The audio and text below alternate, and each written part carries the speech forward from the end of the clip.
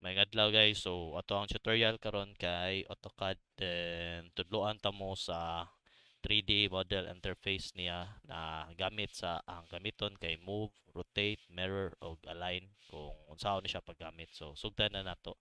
So nakoy mga model na gipang buhat ani. Then second, if ever ganahan mo kay makibaw na unsaon nako pag-abot aning interface na inani sa inyo ha, dili parehas ako sa unsa inyo nakita sa screen. So diri na ninyo makita sa workspace switching. So 3D modeling man pwede 3D basic pero kani akong gigamit kaning 3D modeling.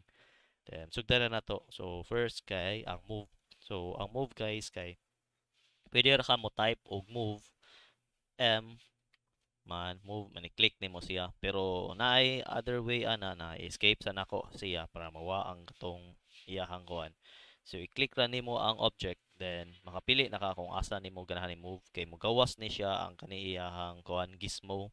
So example sa Y ka na access i-click lang nimo siya steady lang ay, pwede na nimo move or sa X padung saka na or sa red na kuan access na nya pwede sad nimo mabutangan og amount kung pila ang distance niya. So example kung kani ka sa nimo siya na so na-align niya na mo gawas na grid na green i-type lang nimo pila ang kuan distance. So example 2000 enter.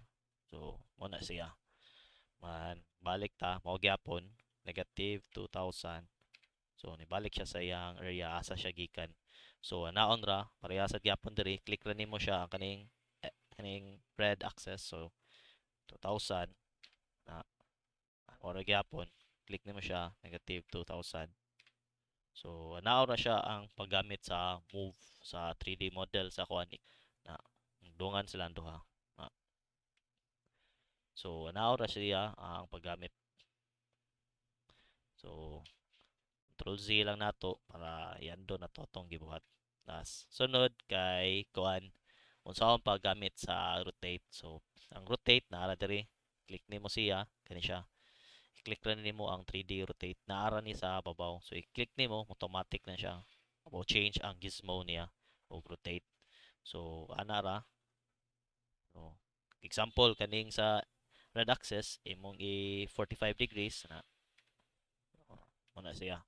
Then sunod balik click na ko kay niki-click raman ako. Click na ko siya ang kaning rotate para mo change siyang kuan. Kani sa ang kuan sa Z axis i-click na ko. Then i 45 na ko. So ana ra. Ya, example kani rotate na to gyapon, click na to ni siya na 90 degrees. Oh. So tindog na siya. So anaon ra siya ang Control Z na to balik na. So now ra siya ang paggamit sa rotate. Second kay ang mirror. So ang mirror kay diri ra na sa modify then kini siya na kuan mirror or pwede sad ka mo type og mirror para na command na pwede ra sad i-click nimo siya kani then enter ka then specify first point of the mirror yan pag tuyok sa interface i-hold lang ang shift o ang scroll wheel para matuyok siya. So example specify first point of the mirror so ganahan ka kani mo ni siya na then first point mirror specify the second so ana kani diri dapita pwede ra diri ana then enter I enter click ra nimo left click then mirror erase source object yes or no. So di man nato i-erase kay nag mirror man ta so i-type na to ang N for no. So na mirror na siya naora siya ang pag mirror. So shift lang ana so mo na siya ang pag mirror then sunod kay ang pag align. So example na ako'y duha ka object diri then type na to ang align. So nga LIGN. So align. So example, ang atong i-align kani siya padong diri. So i-click ni nato, then enter. Then specify the first point source. So kani ato ang i-align padong diri. Na sunod kani specify second source. So kani padong diri.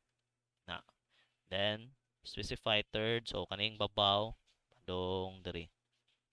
So, muna siya ang pag-align. So kani sad mausad gyapon atong buhaton ay align gyapon nato na. So kani atong i-align para dire na click nimo ang object man enter then specify the first point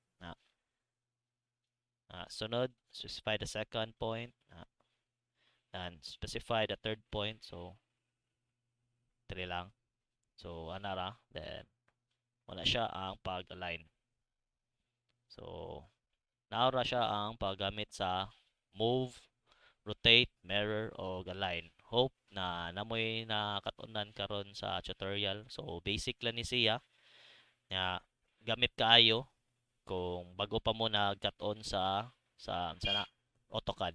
So don't forget to like and subscribe sa channel para napay mga bagong tutorial sa AutoCAD.